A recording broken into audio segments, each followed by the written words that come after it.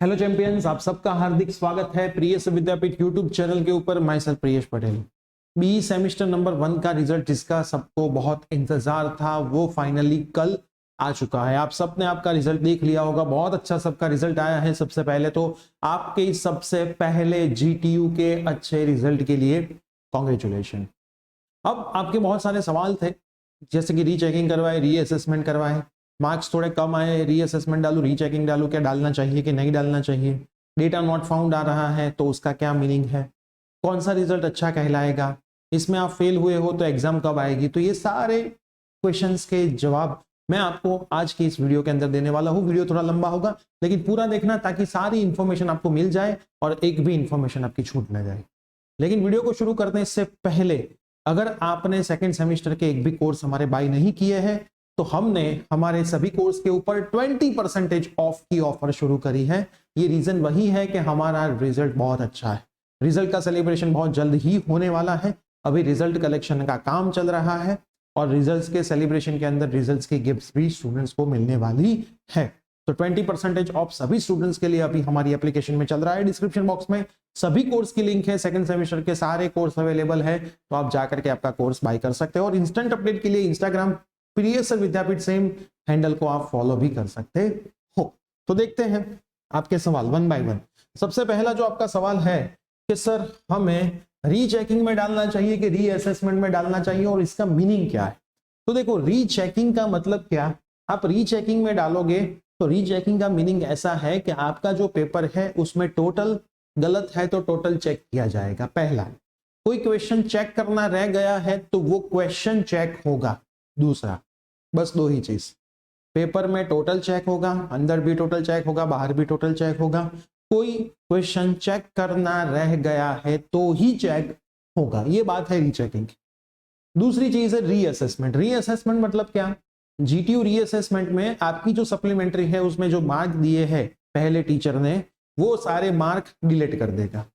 वही पेपर दूसरे टीचर को सेंड करेगा। ध्यान से सुनना, वही पेपर दूसरे टीचर को सेंड करेगा। दूसरा टीचर उसके मुताबिक पेपर चेक करेगा और फिर वापस मार्क देगा और दूसरा टीचर जो मार्क देगा वो मार्क काउंट होंगे। मतलब कि मान लो आप फेल हुए हो, मैंने आपका पेपर चेक किया, मैंने आपको फेल किया था, लेकिन दूसरा कोई टीचर है उसने आपका पेपर चेक किया, उसने आपको पास भी कर दिया, शायद ऐसा हो भी सकता है, तो आपका रिजल्ट पास वाला आएगा। क्लियर। तो रीअसेसमेंट और रीचेकिंग में सबसे अच्छा अगर कोई है तो वो रीअसेसमेंट है। क्या है? रीअसेसमेंट। आपको क्या करवाना चाहिए? रीअसेसमेंट करवाना चाहिए। पेपर वापस चेक होगा और आपको आपका प्रॉपर पता चलेगा कि भाई आप गलत हो या फिर यूनिवर्सिटी गलत। रीअसेसमेंट में पास होने के चांसेस बढ़ जाते हैं, रीचेकिंग में वो चांसेस कम रहते हैं। रीअसेसमेंट के पैसे भी ज्यादा होते हैं। आपका जो रिजल्ट है उसमें नीचे ही रीअसेसमेंट का ऑप्शन आ चुका है, वहां से ही आप रीअसेसमेंट में अप्लाई कर सकते। उसके बाद दूसरा क्वेश्चन ऐसा था कि सर मैं पास तो हो गया हूं, मैं सब लिख के आया था, मैंने तो आपका कोर्स भी बाय किया था, पेपर सबसे अच्छा मैथ्स का ही मेरा तो गया था, तो भी मेरे को ऐसा लग रहा है कि मेरे ग्रेड डीडी क्यों आए, है ना, मेरा ग्रेड सर सीडी क्यों आया, मेरा ग्रेड सर डीडी आया, मैं क्या रीअसेसमेंट में डालूं? तो देखो, रीअसेसमेंट में डालने पे दूसरा टीचर चेक करता है तो मार्क्स कम भी हो सकते हैं, ज्यादा भी हो सकते हैं। मार्क्स कम होने के चांसेस बहुत कम है, मार्क्स बढ़ने के चांसेस थोड़े ज्यादा है। लेकिन अगर आपका डीडी ग्रेड है तो ये एक रिस्क वाला काम है, आप ऑलरेडी एंड पे हो और अगर दूसरा टीचर पेपर चेक करता है शायद आपको फेल भी कर दे, शायद। ये मैं आपको सबसे खराब कंडीशन की बात कर रहा हूं। लेकिन अगर आप सीसी ग्रेड पे हो, बीबी ग्रेड पे हो और आपको लगता है ऐसा, तो आपको रीच असेसमेंट करवाना चाहिए। मेरे बहुत सारे आज तक ऐसे स्टूडेंट है जिनका सीसी ग्रेड आया है, डीडी ग्रेड आया है, रीअसेसमेंट में डाला है, ए ग्रेड हो गया है।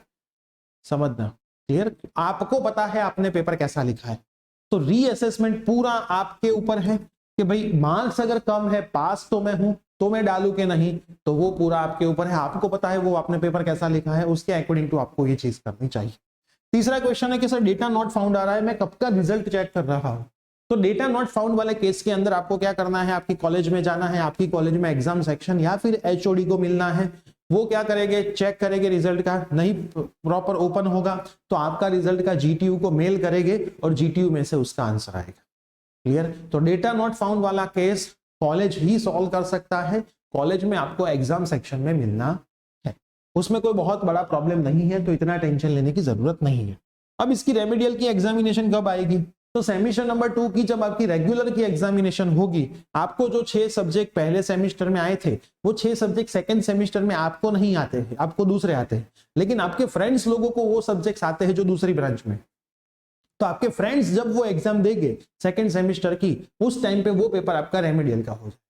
मतलब कि आपके 5 पेपर तो रेगुलर के देने ही देने हैं, और जो आपके पहले सेमिस्टर में थे वो आप नहीं देने वाले थे, उस टाइम पे आपकी छुट्टी लगती, लेकिन अब आपको वो पेपर वहां पे देने हैं, क्योंकि फर्स्ट और सेकंड सेमिस्टर में पेपर के ऊपर आप देखना रेगुलर स्लैश रेमेडियल लिखा होता है। मतलब जो पेपर रेगुलर वाले स्टूडेंट का होता है वही पेपर रेमेडियल वाले स्टूडेंट का भी होता है। तो सेकंड सेमिस्टर के एग्जाम के साथ में ही फर्स्ट सेमिस्टर की रेमेडियल की एग्जामिनेशन होगी। पेपर स्टाइल सेम रहेगी, कोर्स पूरा रहेगा, पेपर टफ या इजी कुछ भी आ सकता है। अब अच्छा रिजल्ट किसको बोले, है ना? तो अगर 8+ SPI आपके हैं, 8+ SPI, अब 7.80 से भी प्लस बोले तो उसको मैं थोड़ा अच्छा बोल सकता हूं, लेकिन 8+ अगर कोई SPI है तो वो अच्छा रिजल्ट कहलाएगा, अगर 9+ है तो वो बहुत अच्छा रिजल्ट कहलाएगा।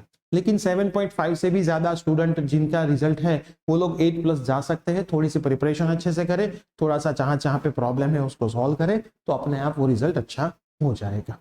अब 20% क्या लिखा है, तो हमारी एप्लीकेशन के सभी कोर्स के ऊपर 20% ऑफ चल रहा है थोड़े दिन के लिए। मतलब 101 स्टूडेंट, जैसे हमने थर्ड सेमिस्टर के अंदर सेलिब्रेशन किया था, फोर्थ सेमिस्टर वाले बच्चे थर्ड का रिजल्ट आया था लास्ट वीक में, वीडियो लाइव पढ़ा ही है ना? तो उस टाइम पे भी हमने 20% ऑफ दिया था सभी स्टूडेंट्स को। 101 स्टूडेंट हो गए थे, फिर हमने ऑफर बंद कर दी थी। अभी हमने फर्स्ट एंड सेकंड सेमिस्टर के सभी सब्जेक्ट्स के लिए 20% ऑफ शुरू कर दिया है। अगर आपको कोर्स बाय करना है तो आप जाकर के कोर्स बाय कर सकते हो। तो ये सारे जो आपके डाउट्स आए थे मैंने एक ही वीडियो में कवर कर लिए हैं। अभी भी आपके कोई डाउट बच गए हैं तो कमेंट जरूर करना।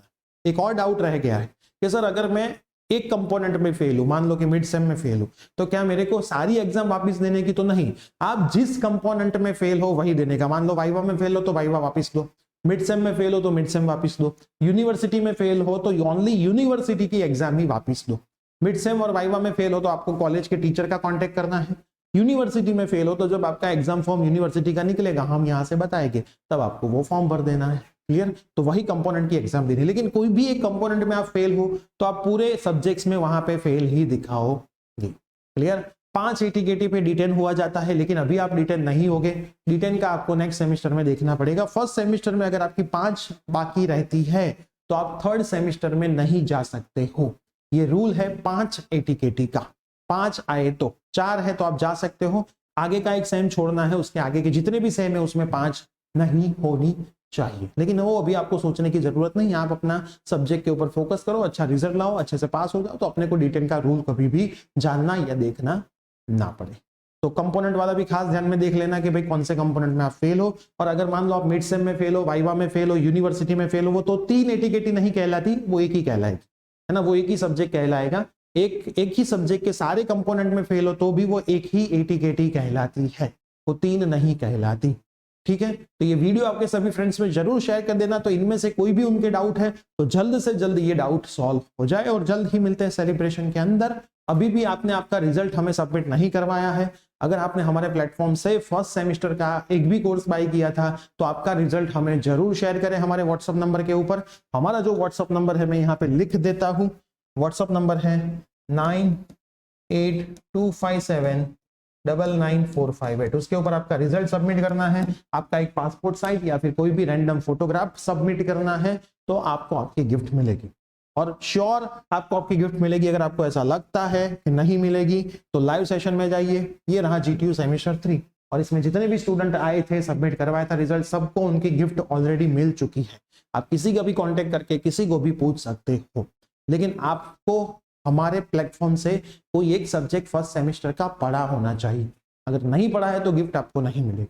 और एक हम क्राइटेरिया डिसाइड करते हैं कि भाई इतने SPI से ज्यादा उसको ही गिफ्ट मिलने वाली है। क्लियर? क्योंकि एक क्राइटेरिया होता है 7.5 का क्राइटेरिया, मिनिमम तो इतना तो होता है। फिर 6 SPI आए तो गिफ्ट नहीं मिलती। क्लियर? वो तो आपको भी इतना तो पता चलता है। तो वीडियो सभी फ्रेंड्स में शेयर करें, चैनल पर नहीं तो सब्सक्राइब करें। मिलते हैं ऐसी कोई न्यू अपडेट के साथ। Bye, take care.